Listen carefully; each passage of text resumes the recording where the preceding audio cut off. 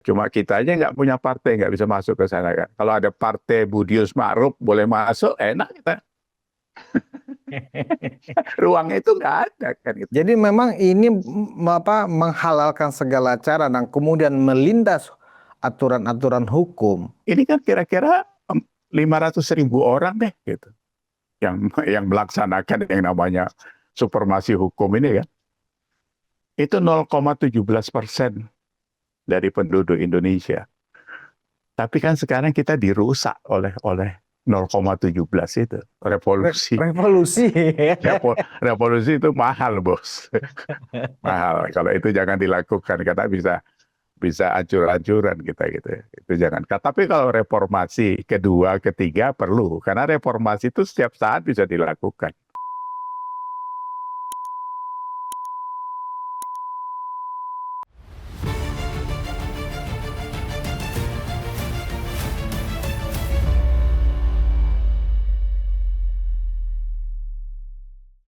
Hai penonton Ruang Konsensus Unpacking Indonesia dimanapun Anda berada. Assalamualaikum warahmatullahi wabarakatuh. Hari ini saya Budius Ma'ruf Piliang, anak sulung Mulyono. Saya harus sering-sering ingatkan bahwa saya adalah anak sulung Mulyono karena keledungu atau keledung langsung jejeritan, Pak. Saya hari ini sudah tersambung secara Zoom dengan Pak Yas Subiakto. Assalamualaikum Pak Yas. Waalaikumsalam Bagaimana warahmatullahi. Sidoarjo, Surabaya aman Pak? Aman, udah mulai dingin, nggak Udah panas mulai lagi. dingin. Ya. Pak Yas, Ya. ada dua hal yang mau saya diskusikan dan mungkin ini kita belah menjadi dua episode aja Pak ya, karena ini seru Ya. masing-masingnya. Oke. Pertama Pak Yas, saya akan membahas dulu tentang seperti yang kita diskusikan kemarin Pak Yas tentang sesuatu yang ironis terjadi di Mahkamah Konstitusi. Bagi saya banyak bertemu dengan para pihak kemudian setelah saya mengangkat tema ini, ya kan, menyayangkan kok bisa kejadiannya seperti itu dan banyak orang yang tidak tahu kejadian ini. Karena orang kan menganggap Mahkamah Konstitusi itu kan terlalu tinggi Pak untuk masyarakat umum. Tetapi para pihak, khususnya teman-teman pakar hukum tata negara yang beberapa kali bertemu dengan saya, itu mengatakan bahwa memang benar sekali bahwa 9 hakim konstitusi ini harus mengundurkan diri karena sudah cacat moral.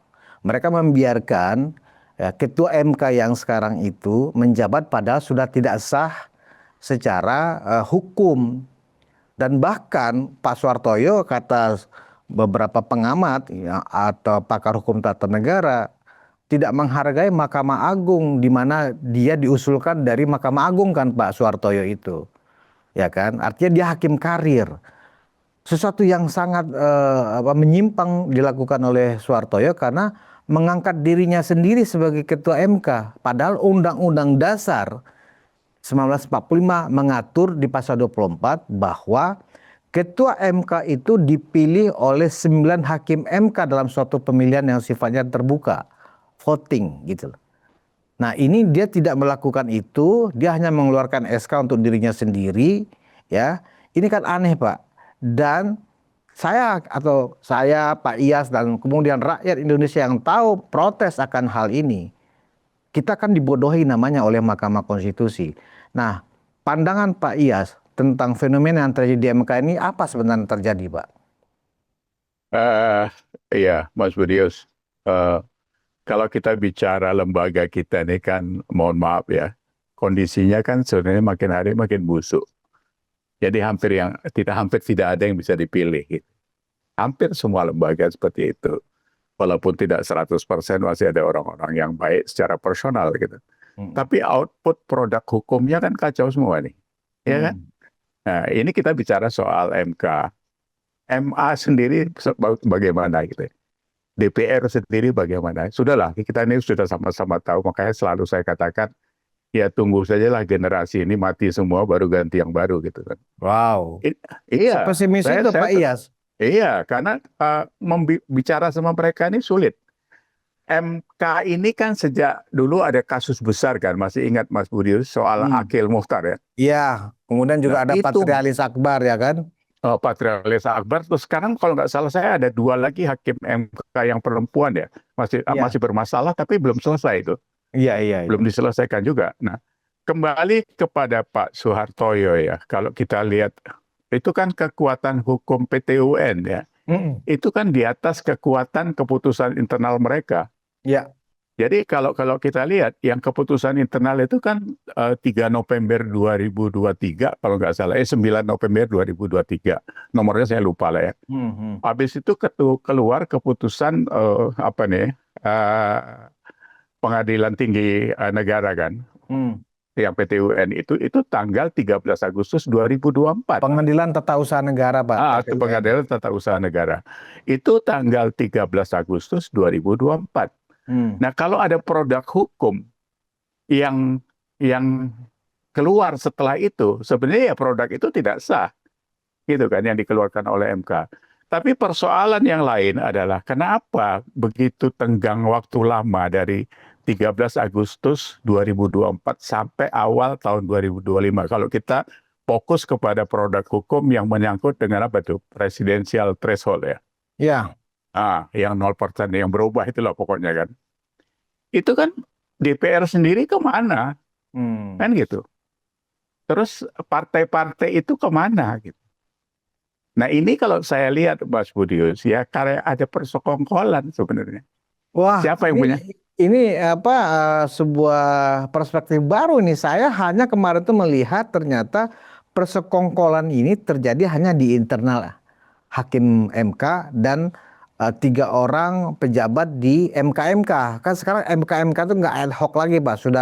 Sudah permanen di MK. Ada tiga Iya, tiga profesor kan di sana. Nah, iya, iya. ternyata ini persekongkolan membiarkan ketua MK-nya cacat prosedural ini nggak hanya di internal MK-MK, tapi juga sudah ada persekongkolan juga dengan DPR, Pak ya.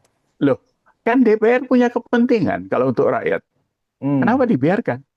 Itu kan apa ya, presidensial threshold dulu pernah juga diusulkan 20% ya, Iya, zaman iya. Demokrat.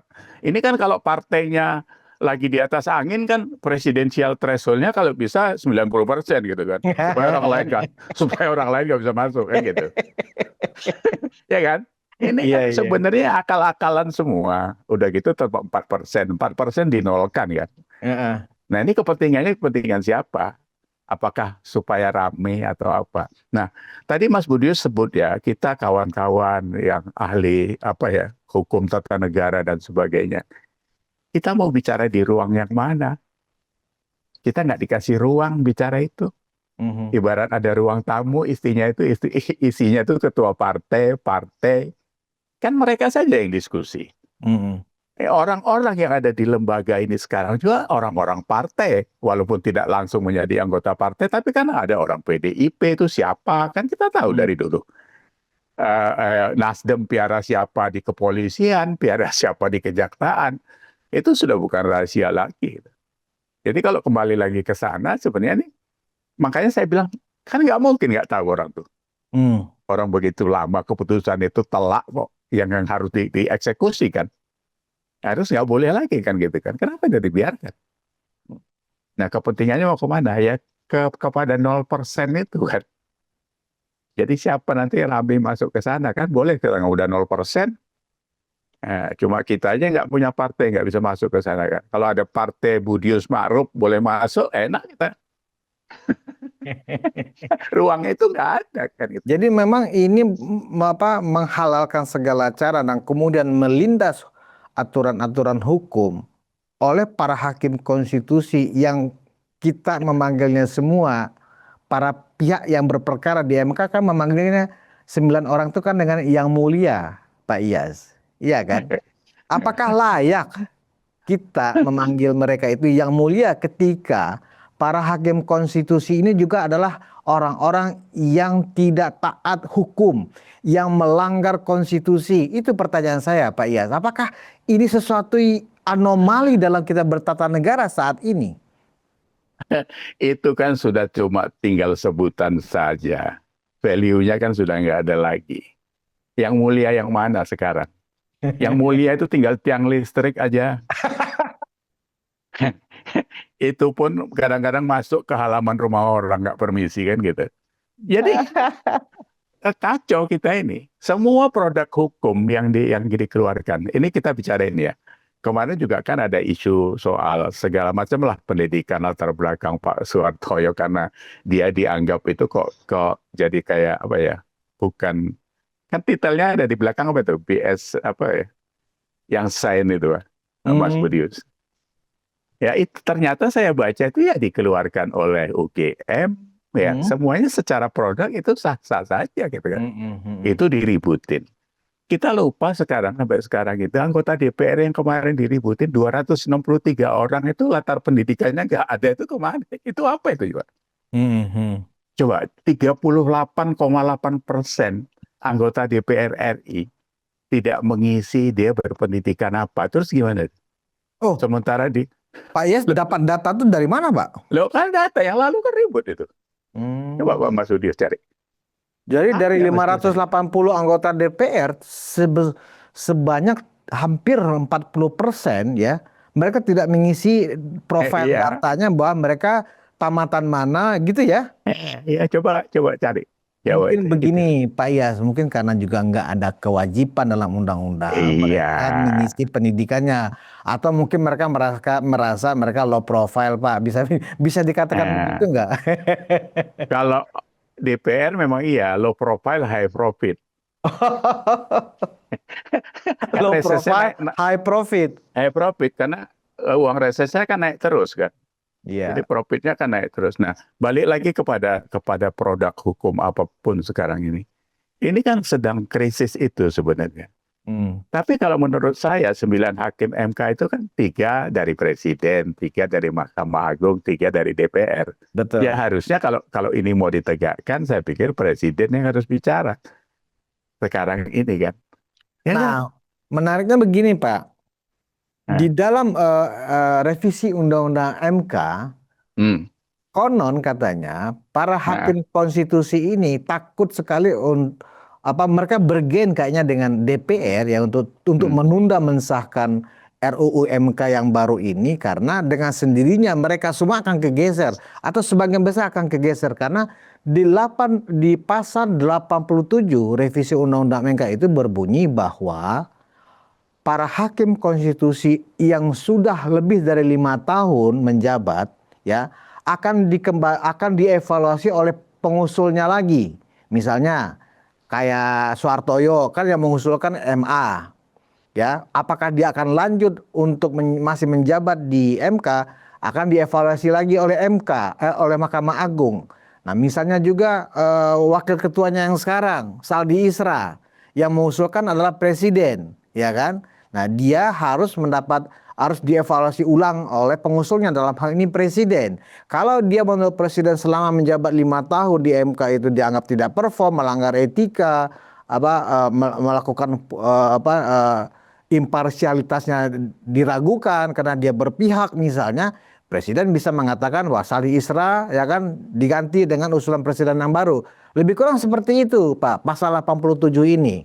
Nah itu yang dipending ya ketika sudah dilakukan rapat paripurna 1 kali, kemudian oleh DPR tidak langsung untuk disahkan, dicatatkan di dalam lembar negara, tetapi kemudian dipending. Sampai sekarang belum jelas Pak posisi revisi Undang-Undang MK ini.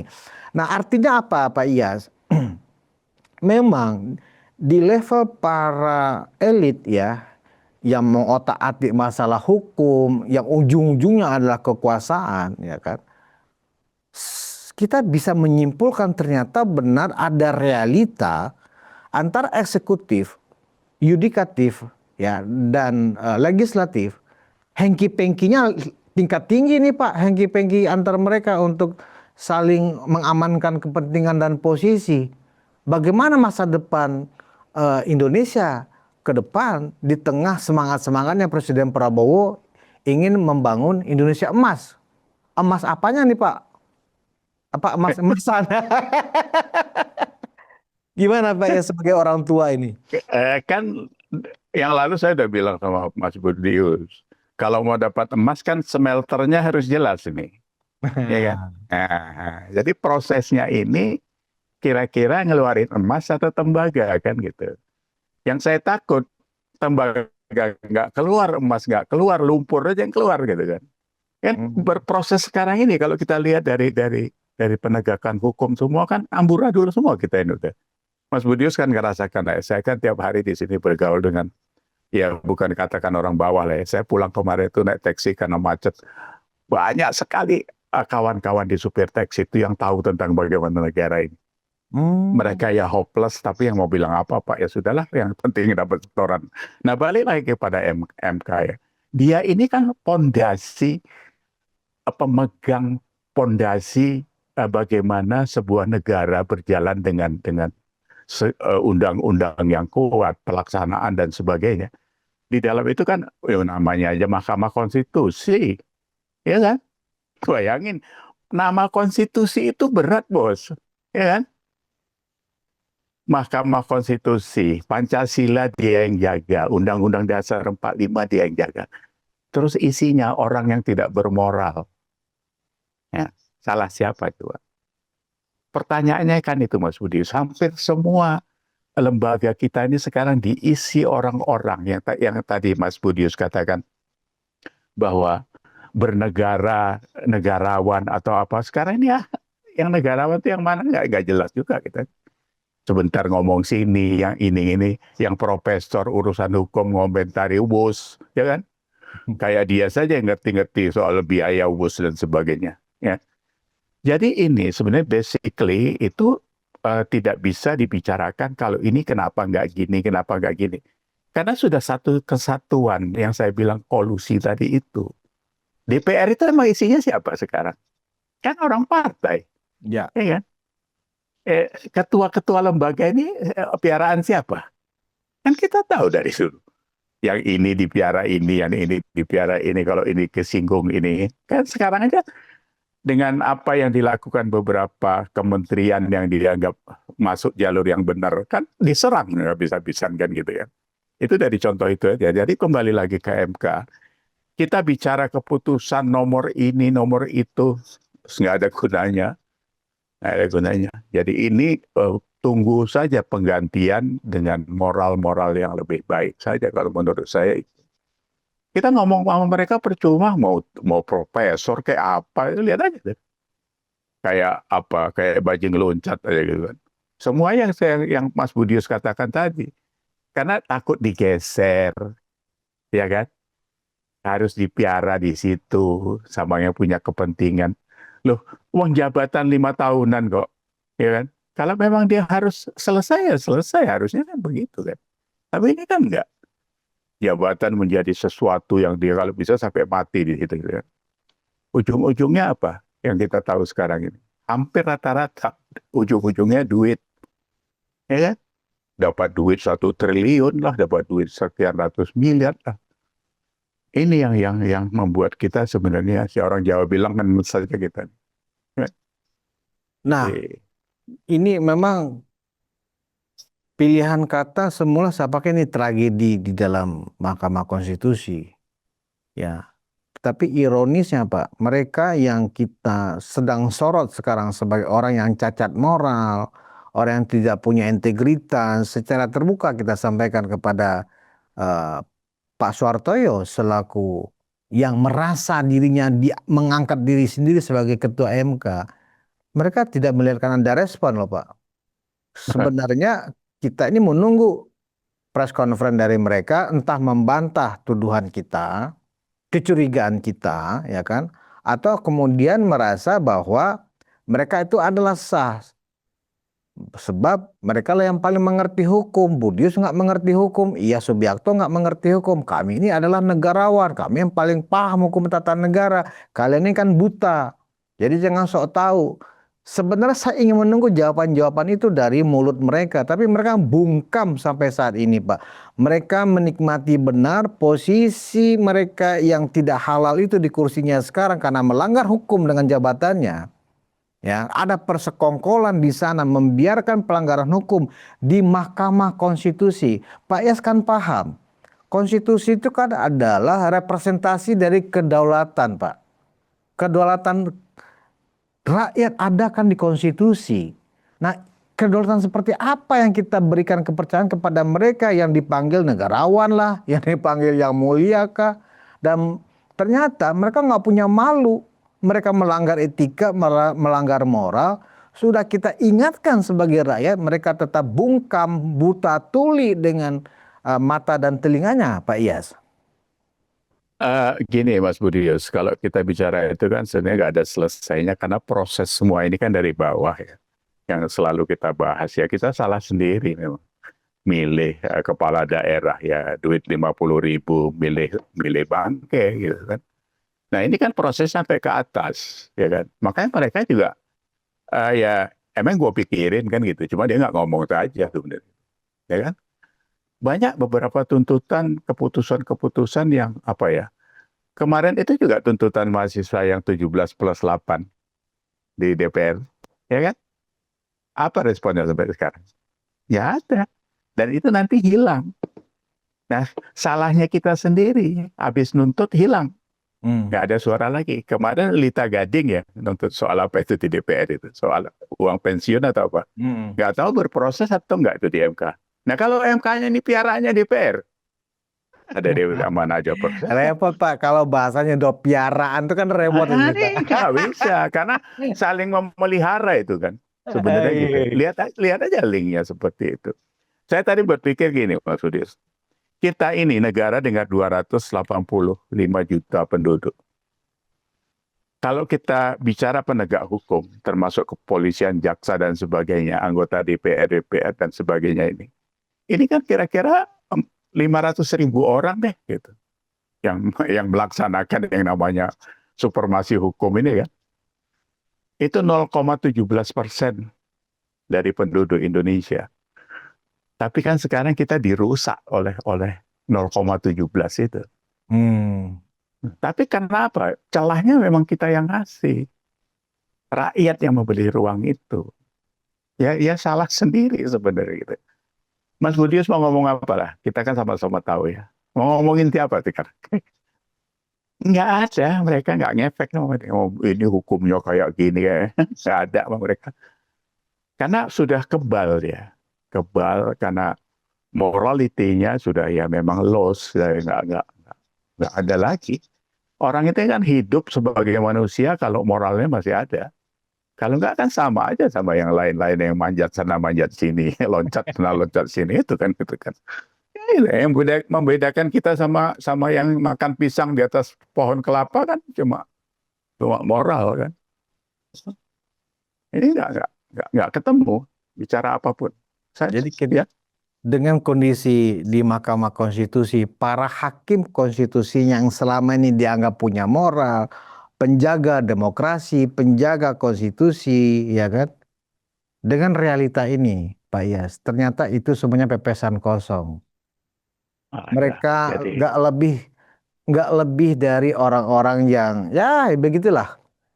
Kan selama ini kita berasumsi. Saya sebagai jurnalis berasumsi, Pak Iyas sebagai aktivis juga berasumsi hakim konstitusi itu adalah orang yang sudah selesai dengan dirinya. Orang yang nggak lagi mikirin jabatan, tapi benar-benar pengabdian kepada masyarakat. Patriot kepada nusa dan bangsa. Kan begitu nih Pak, asumsi kita kan yang tinggi-tinggi ya kan. Lah dengan kenyataan yang kita bisa melihat dengan telanjang sekarang Pak Iyas, ternyata ya seluruhan atau sebagian dari hakim konstitusi itu adalah hamba jabatan, hamba kekuasaan. Mereka bahkan rela ya bersekongkol ya untuk menggilas undang-undang sendiri, menggilas undang-undang dasar sendiri dengan membangun narasi-narasi yang seolah-olah mereka paling pintar soal hukum, padahal dengan mata telanjang. Publik sudah mendengar saat ini, rakyat sudah mendengar saat ini bahwa Ketua MK Suhartoyo itu tidak sah menjabat. Artinya implikasinya adalah putusan-putusan yang dikeluarkan oleh Suhartoyo sebagai Ketua MK dan para hakim MK yang lainnya bisa dipersoalkan di kemudian hari dan kemudian terjadi chaos konstitusi, Pak. Ini yang saya khawatirkan ke depannya. Ini kan cuma 9 orang sebenarnya. Kalau mau digiles kan setengah jam selesai. 580 anggota DPR itu cuma kencing saja di situ. Apa kerjanya itu? Kalau Hmm. mau kan mereka yang harus bergerak itu karena untuk kepentingan rakyat kan gitu. Jadi kalau kita bicara muter di situ ya Mas, apa ya? Kalau tadi kan seperti apa ya? Ada istilah jadi penghamba jabatan ya Hmm. dan sebagainya. Mereka nih bahkan sebagian besar itu penghamba terhadap merek mobil juga kan? Ya, maunya Mercy, Camry, Hmm. Toyota, ya ngelirik kawannya pakai ini dia mau ini gitu kan. Itu kan Hmm. penghambaan sebenarnya. Dari situ itulah mereka mengejar sesuatu untuk mendapatkan itu kan gitu kan.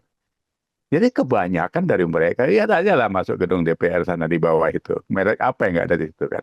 Showroom mobil itu. Bandingin sama Perdana Menteri Belanda pulang dada-dada naik sepeda gitu kan. Hmm.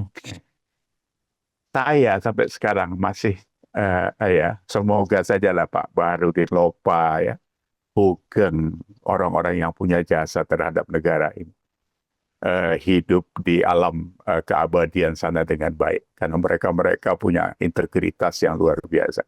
Kalau yang sekarang, mohon maaf saya, mau didoain pakai apa? Nggak nyampe bos, Hmm. buntu semua itu. Nah, jadi kalau Pak Budius lebih kepada bicara soal yang 9 atau berapa ini mau digabungin sampai berapapun, itu kualitasnya sama kok.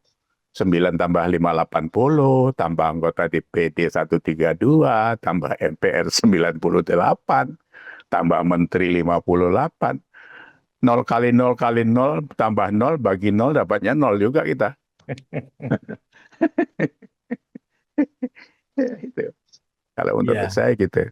Kita bukan frustrasi tapi kita tunggu momentum karena yang paling bagus ya masa transformasi, ya.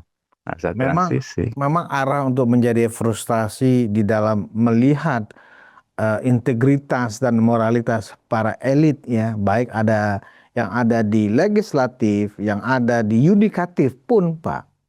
Ya, kita sekarang jadi menyimpulkan, oh ternyata hukum itu membenarkan tuduhan-tuduhan lama nih, Pak Iyas. Penegakan hukum itu hanyalah komoditi, Pak. Barang yang siap didagangkan. Entah Eh, itu dengan imbal belinya berupa uang secara material maupun yang sifatnya imaterial berupa kekuasaan dia karena di dalam kekuasaan mereka akan mendapatkan privilege yang luar biasa dari negara dan rakyat hanyalah korban dari tipu-tipu para elit ini semua, bukan begitu Pak Iyas? ya kenyataannya memang seperti itu. Jadi mohon maaf kemarin saya di Jakarta kan 2 hari ketemu kawan-kawan. Saya nggak usah sebutin lah karena kan dari ada 143 jenderal yang di TNI yang eh, di apa nih alih tugaskan dan sebagainya itu. Salah satunya kemarin saya ketemu itu tentang strategik pertahanan Indonesia. Gitu kan. Mereka luar biasa integritasnya dan sebagainya. Bagaimana nanti ke depan ini seperti apa, mau diapain dan sebagainya.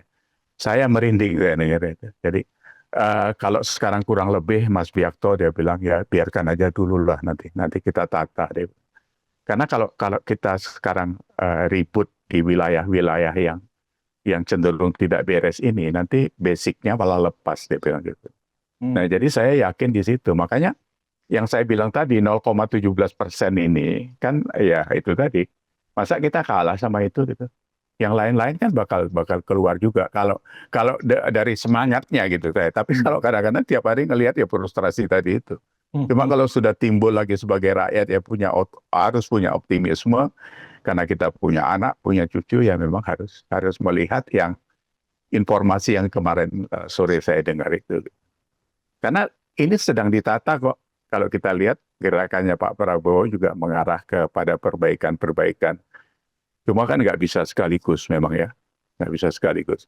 Sama dengan Pak Jokowi membangun dulu, ya malingnya dibiarin dulu. Karena bangun sampai nangkepin maling juga susah gitu kan. Nah sekarang Pak Hmm. Prabowo tinggal waktunya nyopot nangkepin maling pokoknya gitu. Walaupun nggak Hmm. ketangkep semua, paling nggak garong-garongnya ditangkep dulu lah gitu. Nah ini garong hukum, garong ini kan semuanya garong ini gitu. Semoga ini bisa lebih cepat gitu. Karena saya lihat ya dalam setahun kemarin kita sempat agak sedikit menolak juga gayanya Pak Prabowo kan. Tapi setelah masuk beberapa langkah ini kok kelihatan ada strategik juga di sana gitu. Kalau kita agak menyimpang ke sana emang gitu. Jadi balik lagi kepada apapun yang kita bicarakan tentang MK, tentang DPR, apa. Ini 11-12 semua. Ya. Jadi tinggal tunggu. Saya pikir karena ada pihak-pihak yang punya strategi untuk membendung itu. Dan itu sedang Kan dijalankan. ada satu kata yang ada di kepala saya dengan situasi ini, Pak Iyas. Apa itu? Revolusi, Pak. Masalahnya, kalau kita mau ada revolusi dari rakyat secara spontan, siapa penggantinya? Karena toh larinya ke situ-situ juga, Pak. Kecuali misalnya kita melihat ada kelompok-kelompok civil society saat ini yang benar-benar genuine, ya kan? Anggaplah di luar yang sekarang ini berkuasa, di luar yang tim kubu 58%, ada kubu 16%, ada kubu 24%. Kubu 24% ya, kiblatnya adalah mereka didukung oleh orang-orang yang ingin mendirikan negara Islam, kan begitu? Ya kan? Nah, ini bahaya juga kalau kita kemudian memberikan dorongan dukungan rakyat kepada mereka lah, kacaunya sama juga kan begitu, Pak. Sementara di Iya, kubu yang 16%, nah inilah para munafikun, Pak, ya kan gitu loh. Sama nggak juga. bisa. Akhirnya apa? Kita sebagai rakyat melihat masa depan karena memang prinsipnya so must go on. Ya kan hidup harus tetap berlanjut. Akhirnya apa, Pak? Muncul kemudian ya sudah pragmatisme dan dikembalikan kepada diri sendiri karena seolah-olah saat ini apakah masih ada daya upaya untuk membersihkan, dimulainya dari mana? Ya saya sih ketika kita sedang membicarakan MK, setidaknya mulai dari MK. Bersihkan hakim-hakim MK itu sehingga melahirkan produk-produk keputusan ya yang terkait dengan apakah sesuatu itu bertentangan dengan konstitusi atau tidak, minimal itu diputuskan oleh hakim-hakim konstitusi yang memang diakui kepakarannya dan diakui moralitasnya, kan begitu Pak Iyas? Iya, ya idealnya seperti itu. Kalau Mas Budius singgung soal reformasi, ya apa ya, revolusi. Revolusi. Revolusi itu mahal, bos. Mahal. Kalau itu jangan dilakukan, karena bisa ancur-ancuran kita gitu ya. Itu jangan. Tapi kalau reformasi kedua, ketiga perlu. Karena reformasi itu setiap saat bisa dilakukan. Reformasi itu kan melihat reform ya. Oh ini kurang cocok, ini. Seperti kemarin saya bilang itu. Test case-nya wilayah mana dulu gitu. Kalau sekarang mungkin yang mendesak reformasinya dihukum kan. Nah ini seperti apa persyaratannya? Kalau hakim ya memang ya kayak nyari jarum di dalam jerami juga sekarang Iya. ini gitu kan. Tapi ya kita optimis aja lah itu bakal dapat.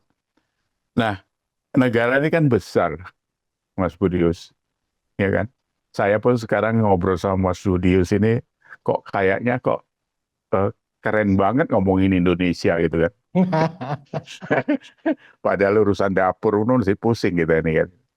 Tapi karena kita mengikuti beberapa kawan ya, kalau di Jakarta saya ngumpul beberapa pihak yang memang punya apa ya, bukan key point tapi mereka hadir di situ. Jadi harapannya bisa dihadirkan dari informasi itu. Nah, semoga saja lah kalau soal balik lagi kepada hakim MK, MA atau siapa saja, kembali lagi yang lalu saya bicara sama Pak Budius itu.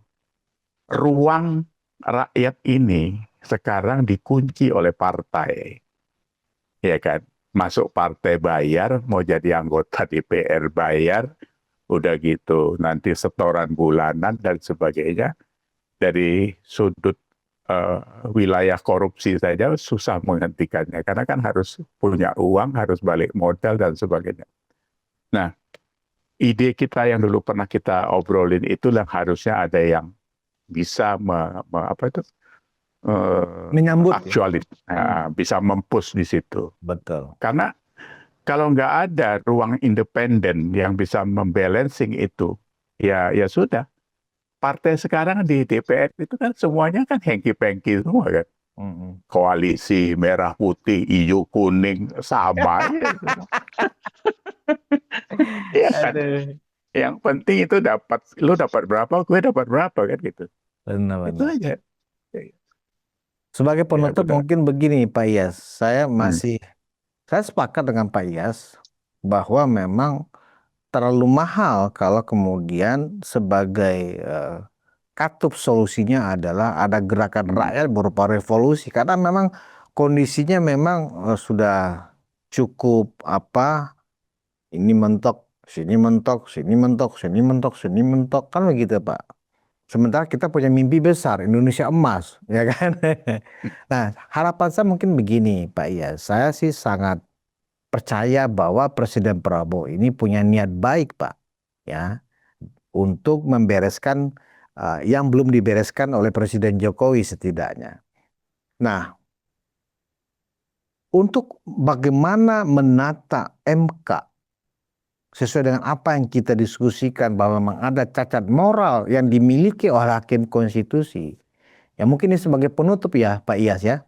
Saya memang menaruh harapan agar manakala diskusi kita ini didengarkan, disaksikan oleh Presiden Prabowo, saya memang berharap Presiden Prabowo melakukan kajian ulang atau menyuruh apa staf sus atau Menteri Hukum atau Menko Hukum mengkaji apakah benar di para hakim konstitusi yang bertugas sekarang itu cacat moral, cacat etika karena ada persekongkolan membiarkan jabatan Ketua MK Soehartoyo itu ya melawan putusan petun karena mereka itu sudah divonis dan sudah inkrah bahwa membatalkan jabatan Ketua MK Soehartoyo. Nah, saya berharap memang satu-satunya barangkali saat ini Pak Iyas, ya harapan kita ada sama presiden. Kenapa? Karena presiden di dalam konstitusi kita adalah kepala pemerintah dan kepala negara, dan MK adalah salah satu institusi negara.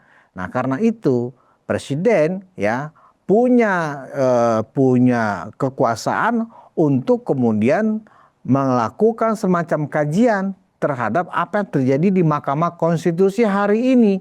Sekaligus kalau itu misalnya dikembalikan kepada DPR, karena pemerintahan yang dipimpin oleh Presiden Prabowo ini adalah koalisi partai-partai, bahkan hampir 80% ya 82. partai-partai yang ada di DPR itu adalah bagian dari koalisinya Presiden. Tentu kalau Presiden punya kemauan untuk menegakkan konstitusi, untuk cinta merah putih, setia pada merah putih, saya yakin hakim konstitusi itu memang harus dievaluasi semuanya. Sepakat nggak Pak Yas dengan harapan satu-satunya ini? Saya sepakat, seperti yang saya katakan tadi di awal, bahwa yang paling efektif kalau mau bergerak adalah presiden. Sebenarnya kan semuanya apa ya, sebagai presiden, kepala negara, dan sebagainya punya kekuatan di parlemen. 82% itu kurang apa lagi, Bos? Betul, betul. Jadi tinggal niatnya saja. Cuma saya masih yakin kalau ini belum dilakukan, itu mungkin ada tahapan gitu. Tapi kalau kita bicara hakim konstitusi, ini urgensinya kan sudah memang harus dilakukan. Karena kalau enggak, nanti produk hukumnya produk kacau semua ini gitu. Cuma pertanyaannya Mas Budius, kalau ini produk hukumnya dibatalkan, yang 0% balik ke 4% lagi kan. Nah, itu nanti konsekuensi politiknya seperti apa. Itu kalkulasinya kan ada di DPR, ada di Pak Prabowo juga sendiri. Jadi sekali lagi, kalau kita bilang closing statement-nya ya, ini harus presiden yang turut. Sepakat. Karena kalau nggak bisa. Berat. Ya. Baik, Pak Yas. Terima kasih Pak Yas. Kita tutup dulu tema kita tentang bobroknya Mahkamah Konstitusi.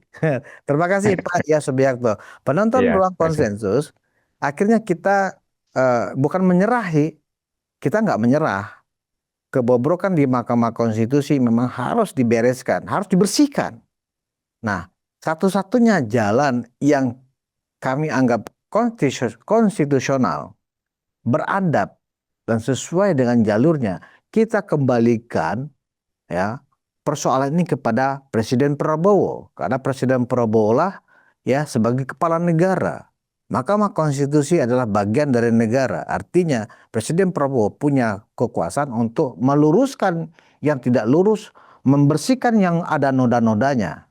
Nah, karena itu saya berharap manakala Presiden Prabowo mendengarkan diskusi kita ini ya, please Pak Prabowo, please Pak Presiden, bereskan Mahkamah Konstitusi, tertibkan Mahkamah Konstitusi, buang semuanya hakim konstitusi yang sekarang bersekongkol ya memelihara ketua MK yang cacat prosedural. Terima kasih perhatian Pak Presiden dan terima kasih juga perhatian dari seluruh penonton Ruang Konsensus. Kita berjumpa di episode selanjutnya. Wassalamualaikum warahmatullahi wabarakatuh.